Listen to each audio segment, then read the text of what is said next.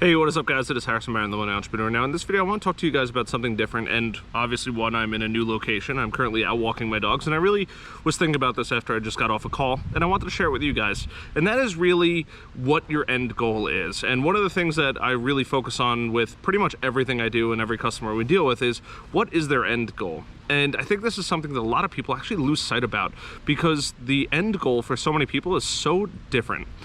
So what do I mean by so different? Well, with a lot of people, every industry and every business is drastically different, right? If you are making things out of your house on a Cricut versus if you are in a machining facility where you have to deliver 100,000 pieces a week or 100,000 pieces a day, like, these are vastly different companies, different ways to be treated and things like that.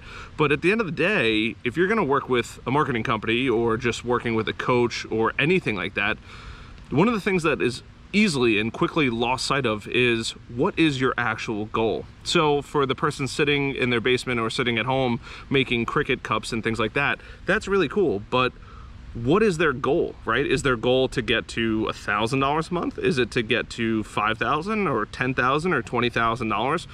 Maybe that person's perfectly happy with not making $1 million a year on their business, and they're more than happy making $5,000 or $10,000 a month on their business, right? Versus when you're dealing with a manufacturing company, right, their goals and their aspirations and things like that are going to be tremendously different. Why? Because they need to cover their overhead and the hardware and 401ks for employees and maybe health benefits and things like that. So their goals are going to be very different. And the reason why I bring this up is because I think a lot of people don't actually take a look at what their goals are, right? Whether it's your personal goals or your company goals and what you're actually looking to achieve. This is very different for everybody, and what my message is really like, how do you figure out your goals? And then once you figure out your goals, from there you can actually work backwards. So if your goal is to do $5 million in sales this year, right? Or let's just say, you know, $1 million, right? $1 million a year is about $83,000-ish per month, right? So if you do $83,000 per month, right, and your goal is to hit $1 million, well, 83,000 divided that by 4 is right around $20,000 per week. That's great. Now the next thing you have to think about too is, you know, if you do $20,000 per week, that's, you know, how much per day, right? That's $4,000 per day times a 5-day work week. But at the end of it is, what is your customer worth, right? Because if your customer is only, if your one customer is worth $4,000 a month to you, then obviously you need to bring on a new customer every single day. But if one customer is worth $20,000 a month, right, to you, then you obviously need to bring in 4 customers per month. Just over 4 customers. We're using just ballpark numbers here. But this is something that a lot of people don't actually think about. And the reason why I'm bringing this up is because in my marketing company, I see this all the time when people are like, well, I want to be at $1 million. Well, where are you at right now, right? Versus where's your goal? And on top of that, how long out or how far out is your goal? Because if your goal is to do $1 million in 10 years, right? And maybe it's $1 million annually, right? Recurring, versus $1 million overall over the next 10 years, right? $1 million over the next 10 years is $100,000 per year. So when you actually listen to somebody's goals and try to figure out like, hey, what are they looking to accomplish? How are they looking to accomplish it?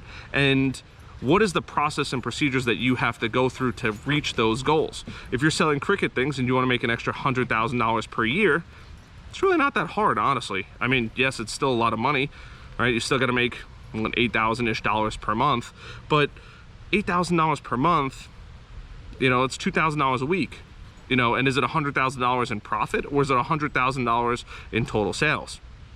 These are all things that you need to break down and try to understand what your actual goals are, because once you figure that out, this is going to, one, help you tremendously with the direction of your business. I mean, I literally cannot even begin to explain, because if it's $100,000 a year in sales, right? Okay, well, maybe you're only making maybe $30,000 to $50,000 in profit, versus the flip side of things, if it's $100,000 in profit, right, you might have to do $300,000 in sales, right? Figure there's a 30 to 50% markup, and granted, every business is going to be different. I'm just using general ballparks here.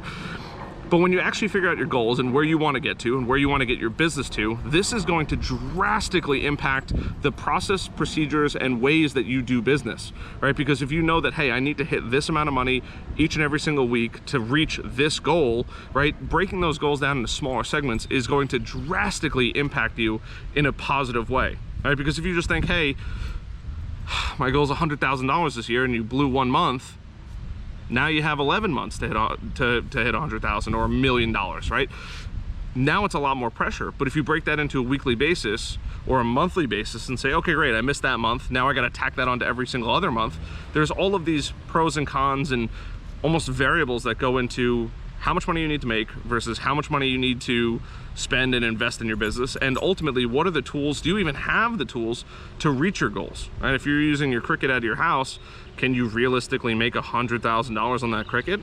Now, I don't know, right? That's up to you and what products you sell and how you sell them and how you advertise them and how you mark them up and how you get your customers. But if it is $100,000 in profit, maybe it's $200,000 or $300,000 in sales. Where are you getting those sales? How are you acquiring those new customers, right? And once you figure out the number that you're trying to hit, then you have to work backwards and say, okay, great. Am I capable of making those goals if I just keep the equipment that I have now? Yes or no? Yes? Okay, great. Do I need to get a marketing company involved? How much ROI do I expect, right? How much time do you want to actually spend interviewing marketing companies? What is, or can I say, hey, you know what? I'd rather do the content marketing route, which is creating content that's valuable to other people, and push those goals back to 2 or 3 years out, because that'll give you the time, that cushion of space that you need to say, okay, great, I'm currently here and I need to work my way over here, and now I have a reasonable time frame that I can scale over time. Or maybe you just say, you know what, I can do $100,000 in profit this year, I can do $300,000 in sales, I'm gonna work my butt off.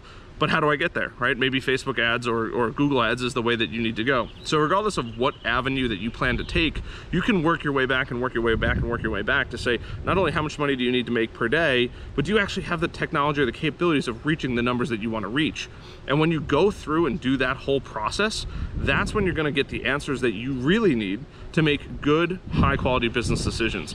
And that's where I think a lot of people fall short, is not understanding the data that they have at their hands and saying, you know what, I can or can't make this possible, right? It doesn't matter what business you're in, every business has similar struggles, whether that's scaling, whether that's enough profit, whether that's hitting your quotas or your goals and things like that. But if you set your goal and you work backwards, right, make sure there's a realistic time frame. If it's $1 million and you're at $40,000 a year right now in profit, you got a ways to go. But if it's $1 million in total sales and you're looking to make $300,000 or $500,000, right? 1, do you have the capabilities of actually delivering on all of that? 2, can you actually make it happen? And 3, what is the necessary steps that you have to take, right, to go through that? I know in my business, we're looking to hit the $1 million mark. We're currently over the $100,000 mark and working our way closer to the $200,000 mark. But now we're looking at what steps do we need to make and take each and every single month to get there, right? Is it making more content? Is it making more videos? Is it making more, articles, like whatever that process is? And now we're implementing it and saying, hey, great, we're starting to write all these articles. What can we do in the immediate future to help us reach those goals, to hit those marks? Is it more phone calls, right? Is it more direct outreach? Is it more emails and things like that? And really breaking down the process that we need to go through at our agency to consistently hit those marks, make more money, and grow the business, right? And as we begin to do that, then we can make bigger goals, right? Maybe our first milestone is $500,000. Great. In the next 2 years, we want to do $500,000 in business on a annual reoccurring basis. That's phenomenal. And then after that, it's $1 million, right? Is that a year later? Is that 2 years later? Then is it 5 million, 10 million, 20 million, right? And working our way back. But realistically, $500,000 annually in 2 or 3 years is really not unheard of and not impossible, especially with the amount of content that we're creating now. So these are all things that we think about on a regular basis, and I think that a lot of companies fail to look at on a regular basis to say, hey, where are we at?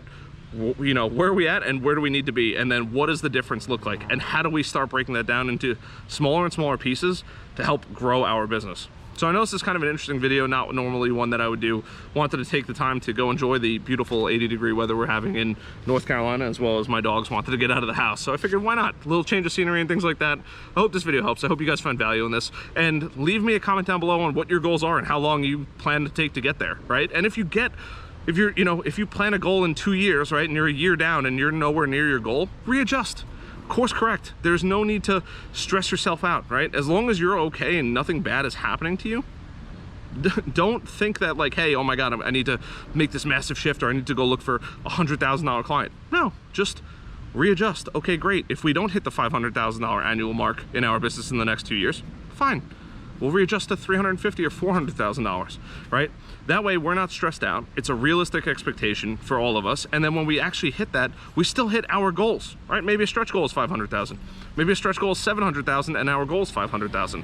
Now that's gonna vary tremendously in every business, but course correct and think about all those things that can happen to you through your business, and really where you're at, where you need to be. And then after a little while, if you're not gonna hit it, that's okay. Just course correct. Your goal might just be a little smaller now, and you can grow over time. And you never know, like there's so many variables that happen. There could be a massive change in things. There could be a huge customer that comes in that maybe pushes you past your goal, right? These are all good things. Or maybe you lose a customer and you know what, you gotta deal with it. You gotta suck it up and find another customer to replace them. These are all things that can happen. So don't think just because you wrote it down on paper, it definitely needs to happen. If you're starting to get close and doesn't look like it's gonna happen, change it to a realistic goal that you can actually hit. Don't keep the same number that you're going after, but change it to something realistic that you can realistically follow and hit and achieve. That way you still hit a goal, you feel good, your company's growing and all that kind of stuff. And I think that's where a lot of people miss the mark when growing their business. So I hope this video helps. My name is Harrison Barron, the Millennial Entrepreneur. Leave a comment down below with your goals, how long it's going to take you to get there, and hit that like button, subscribe button, little notification bell. See you guys later. Bye.